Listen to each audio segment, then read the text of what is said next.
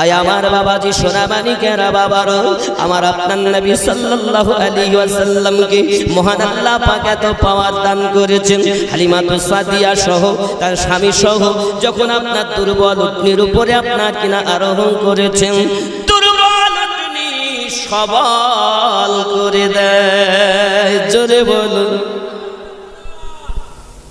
पैदा हुए रसूल तो रहमत बरस पड़ी थी, आसमां से फर्श तलक नूर की झड़ी।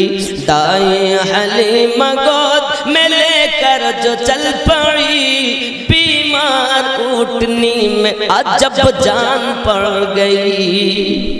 बाद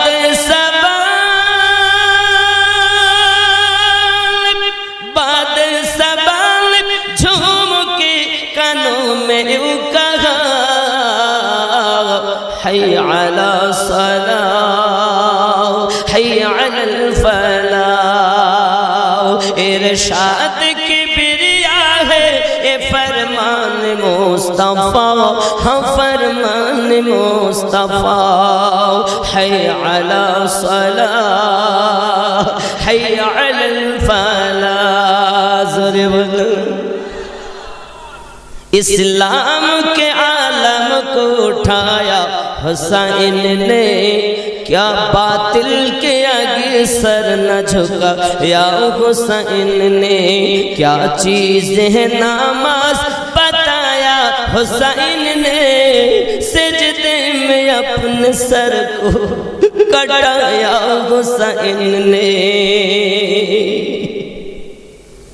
इस्लामेर पताका तुलेছেন हुसैन, बातिलेर काছে माथा ना झुकिয়েছেন हुसैन। की जिनिस नामाज बोलेছেন हुसैन, सेजदाते निजेर गला काटिए दिएছেন हुसैन। इस्लाम के आलम को उठाया हुसैन ने, बातिल के आगे सर न झुका या हुसैन ने। क्या चीज़ है नमाज बताया हुसैन ने, सजदे में अपने सर को कटा या हुसैन ने। ये दशत करबला,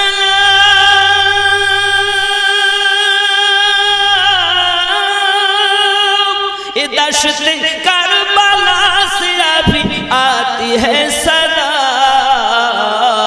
हय अला सलाह हय अलल फलाह, इरशाद की बिरिया है ये फरमान मुस्तफा, हाँ फरमान मुस्तफा। हय अला सलाह हय अलल फलाह। जोरे बोलुन। একটু দাড়ি সম্পর্কে বলি। দাড়ি तमाम नबियों की सुन्नत है मोमिनो, इस्लाम की शिआर है रहमत है मोमिनो। सरकार की गुलामी की निस्बत है मोमिनो, सुन्नत पे जो चला उसे जन्नत है मोमिनो। जन्नत में भी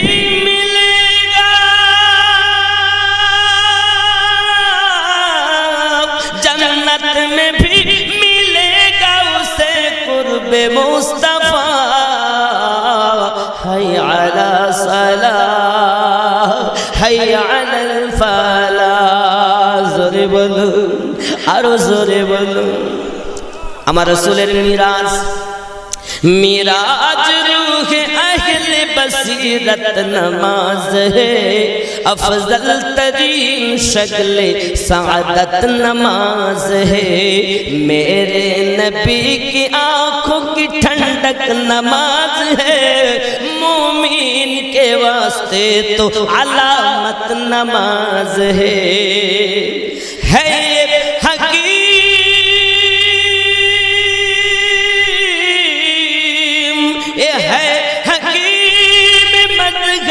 अल्ताफ किबरिया हय अला सलाह हय अलल फलाह।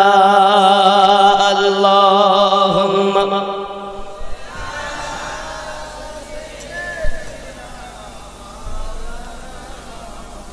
وعلى آل سيدنا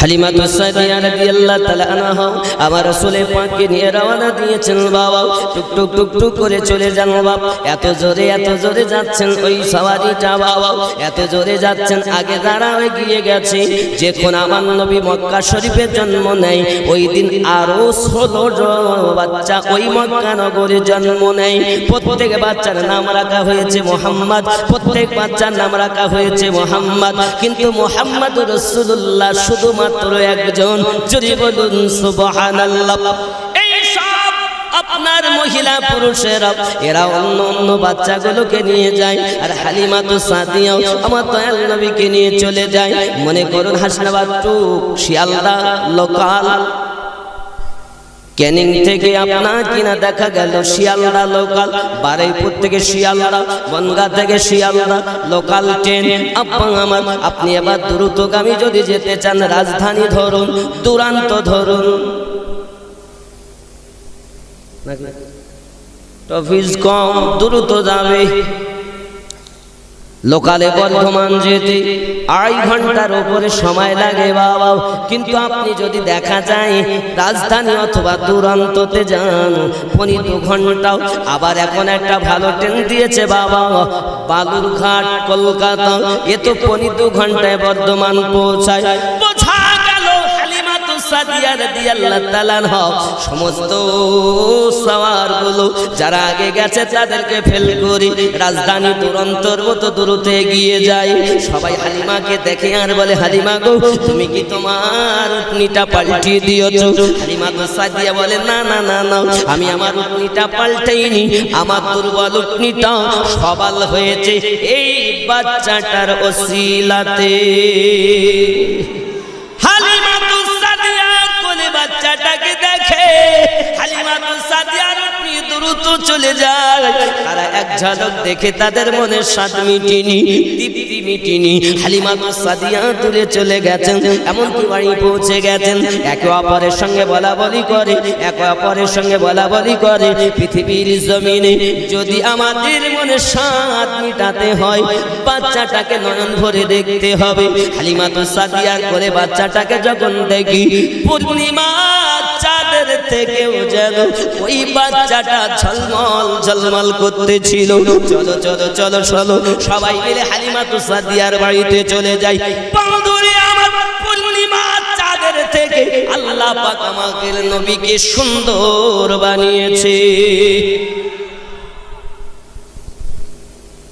সূরা ইউসুফ খুলে দেখুন 12তম পারায় আল্লাহর নবী ইউসুফ পয়গম্বরের চেহারা দেখে মিশরের মহিলারা আঙুল কেটেছে হাত কেটে ফেলেছে ও সোনা মানিকেরা হযরত ইউসুফ পয়গম্বরের থেকে আল্লাহ আমাদের নবীকে আরো সুন্দর বানিয়েছিলেন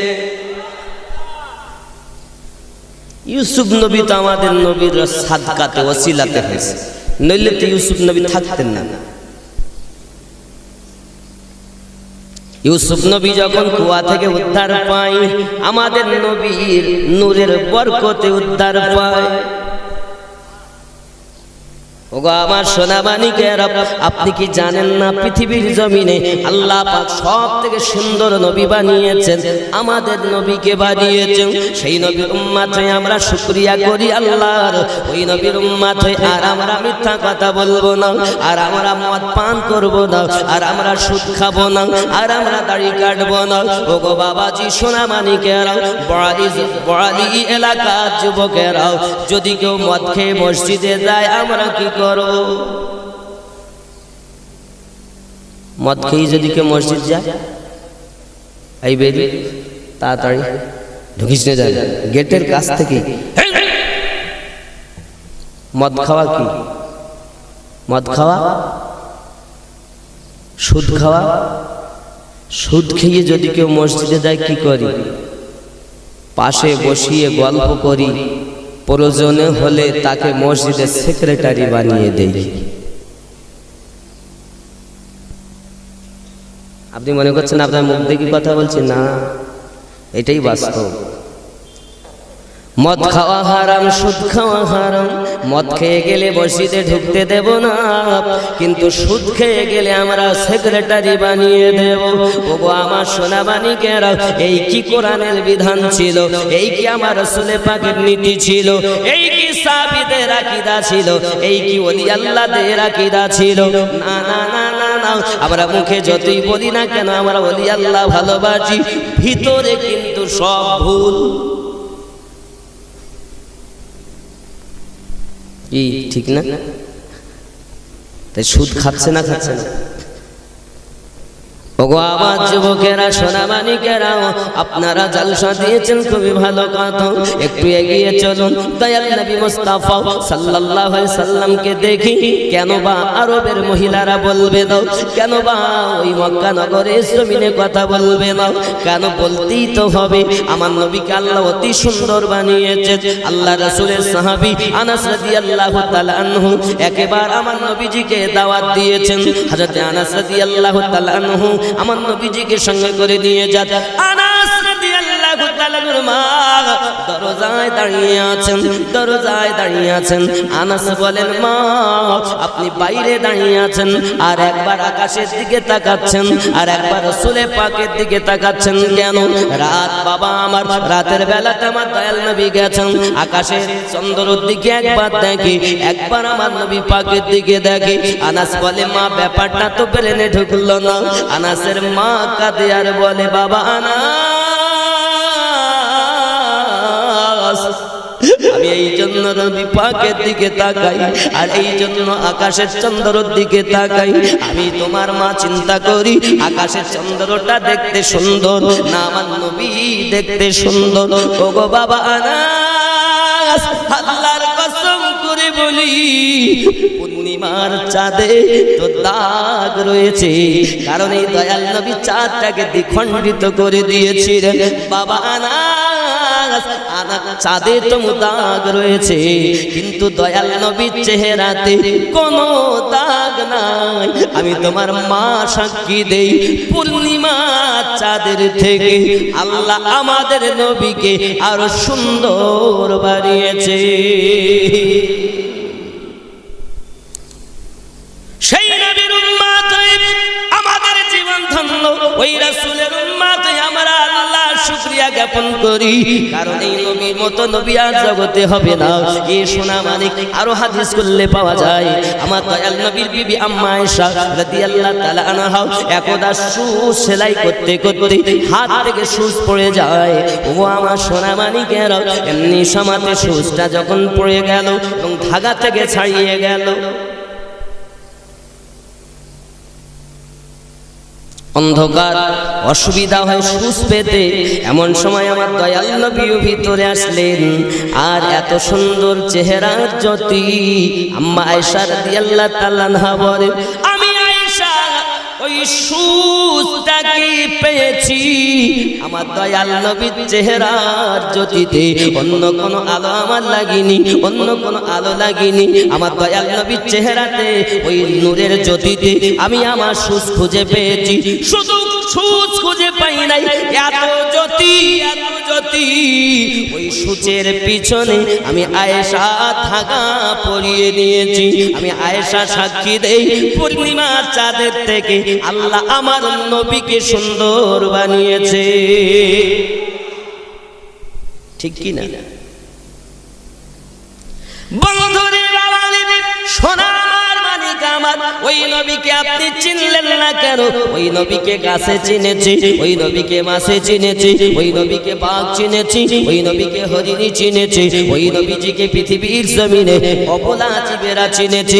হাদিস শরীফ খুললে দেখা যায় আমার দয়াল নবী চলে যাচ্ছেন বাবা, হঠাৎ একজন শিকারী, আপনার কিনা দুই সাইডে দুইটি পাহাড় আছে, মাঝখানে জায়গাটা ফাঁকা, এইটাই হলো যাওয়া আসার পথ। অতিক্রম করে গেলে একটি জঙ্গল। ওগো আমার সোনা মানিকেরা, শিকার গেছে জঙ্গলে, বাবলা বনে। এই বাবলা বনে যাইয়া লাঠি দিয়ে মারতেছে। একটি হরিণী ছিল, একটি হরিণী ছিল, দ্রুত গতিতে পালাতে যায়। আর এই শিকারী দুই পাহাড়ের মাঝে একটা জাল বিছিয়ে দিয়েছে বাবা। ওই যদি কোনো হরিণী থাকে পালাতে যাবে, আমার জালে আটকে যাবে, আমি সহজে তাকে ধরে নেব। লাঠি দিয়ে যখন আঘাত করে একটি হরিণী আহারের জন্য এসেছিল, ও প্রাণের ভয়ে পালাতে যায় আর ওই সুতার জালে আটক পড়ে যায়। শিকারীটা ছুটে ছুটে যায়, গিয়ে আপনার ওই জালটা জড়িয়ে দেয়, দিয়ে এত ভারী আপনার চাগিয়ে আনতে পারে না। হরিণটাকে টেনে টেনে টেনে টেনে আনে আর একটা গাছের নিচে চুপ করে বসে যায়। যখন বসে গেল সঙ্গে সঙ্গে চোখে ঘুম যেন ধরে গেল। আমার দয়াল নবী ওই রাস্তা দিয়ে যায়, এমন সময় হরিণী আমার নবীজিকে সালাম দেয়, আসসালাতু ওয়াসসালামু আলাইকা ইয়া রাসূলুল্লাহ, আসসালাতু ওয়াসসালামু আলাইকা ইয়া নবী আল্লাহ। নবীজি আমি শিকারের হাতে ধরা পড়ে গেছি, আমি শিকারের হাতে ধরা পড়ে গেছি, আমাকে একটু দয়া করে ছেড়ে দিন। আমার গুহার মধ্যে দুটো বাচ্চা আছে, এই বাচ্চা দুটোর সঙ্গে জনমের মতো একটু দেখা করে আসি, আমি হরিণী আবার চলে আসবো। আমার দয়াল নবী হরিণীর ভাষা বোঝে কি বোঝে না। পৃথিবীর কোন বিজ্ঞানী, পৃথিবীর কোন পণ্ডিত, পৃথিবীর কোন জ্ঞানী ব্যক্তি, পৃথিবীর কোন মাওলানা মুফতি হরিণের কথা বোঝে না। আল্লাহ পাক আল্লাহ তাআলা আমাদের নবীকে এত ক্ষমতা দিয়েছেন, হরিণের কথা আমার নবী বোঝে। সেই নবীর বিরোধী করো যাকে হরিণী চিনেছে। ওই রাসূলের কথা বললে এক শ্রেণীর লোকের মুখ কালো হয়ে যায়, গা জ্বালা করে, আছে না নাই?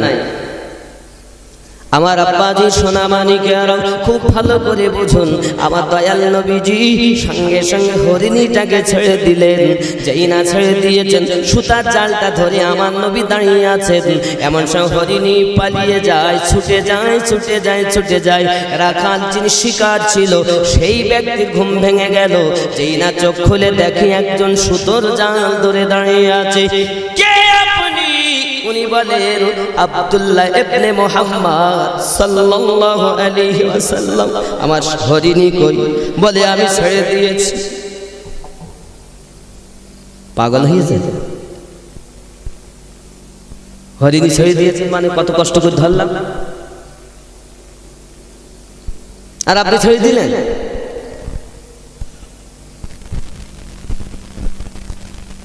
ওই হরিণী কি আর আসে আর ধরা যাবে? বলছে বাবু যত সময় না আসবে আমি তত সময় এখানে থাকবো, আমি আপনাকে নিয়ে করব, আমার দরকার হরিণী, আপনি ছেড়ে দিলেন তাকে। বলছে যত সময় না আসে আমি তত সময় তোমার কাছে আসামির মতো থাকবো, তুমি যা বলবে আমি তাই করবো। যদি না আসে আপনাকে ছাড়া হবে, আমার বাড়ি গোলামি করতে হবে। তাই রাজি, কিন্তু উনি বলেছেন হরিণী আসবে। কে বলেছেন? দয়াল নবী। হরিণও ওয়াদা করে গেছে যে আসবে। আমার বন্ধু সোনা মানিকেরা, হরিণী কত সুন্দর নবীকে ভালোবাসে, ওয়াদা পালন করে। আর আমরা নবীকে ভালোবাসি কিন্তু ওয়াদা পালন করি না। আমরা বলেছি আল্লাহ আমানতু বিল্লাহ, ঈমান আনলাম আপনার প্রতি, ওয়া মালাইকাতিহি আপনার ফেরেশতাদের প্রতি, ওয়া রাসূলি আপনার রাসূলের প্রতি, ওয়া কুতুবিহি আপনার কিতাবের প্রতি, সব বলে এসেছি। আসার পরে দেখা যায় এখন আমাদের ঈমান টিভি সিনেমার প্রতি, সিরিয়ালের প্রতি। এখানকার সবাই ভালো, এরা সিরিয়াল দেখে না। ওগো আমার মা খালা, শুনে নাও রাতের বেলা, জানো তোমরা সিরিয়াল দেখো না মা, ভালো করে বোঝো তাদের জীবনে না তাহাজ্জুদ কাজা হয়নি, আর এদের জীবনে সিরিয়াল কাজা হয়নি। বলে আজকে আবুল কাশেম সাহেবের জন্য, আব্দুল কাদের হুজুরের জন্য, আর আমিনুদ্দিন পাগলার জন্য, এই তিন পাগলার জন্য আমাদের আর সিরিয়াল দেখা হয়নি। এলাকায় লোক কুটুমের চাপ, জামাই মেয়ে বেবি খালাতো ভাই ফুফাতো ভাই কত কুটুম, এই আছে না? তাহলে আজ সিরিয়াল দেখবে কি? ও কোনো চিন্তা নাই ভাই, কালকে আমরা কাজা আদায় করে নেব খুনি, কারণ এক সিরিয়াল তিনবার করে দেখাবে দিনের বেলা। অনেক মা আছে রান্না করে সিরিয়াল চালু করে দেয়, এলজি টিভি লাগানো আছে, চালু করে দিয়ে রান্না করে। ও গো মা, ওই খাবার তোমার সন্তান খাবে, ওই খাবার তোমার স্বামী খাবে, ওই খাবারকে বরকত হবে না। তুমি আল্লাহ কোরআন তেলাওয়াত করো, আল্লাহ আল্লাহ করো আর রান্না করো। কারণ মহিলারাও পৃথিবীর জমিনে পুরুষেরা মসজিদে গিয়ে জামাতে নামাজ পড়ে যা সব পাবে, মহিলা সংসারের কাজ করে আল্লাহ পাক সেই সব তাদের দেবে। মহিলারা নামাজ পড়ে সব পাবে, অবশিষ্ট স্টার সব সংসারের কাজ করা, শরিয়াতে মুতাহারার উপরে কাজ করা। এ নয় সিরিয়াল চালু করে দেওয়া, এ নয় যে গালি দেওয়া, এ নয় যে বিপর্দায় থাকা। ওরে সোনা মানিক, এবার ভালো করে বোঝো। একজন মা বলতেছে, রাস্তায় দেই, মাঠে দেই, ঘাটে দেই, তুমি আমার আমি তোমার, তোমায় দেব না। কি তার নাম হলো ঘোমটা। ও রাস্তায় দেয়, বাজারে দেয়, ঘাটে দেয়, মাঠে দেয়, বাড়িতে দেয় না। কারণ তুমি আমার আমি তোমার, তোমায় দেব না।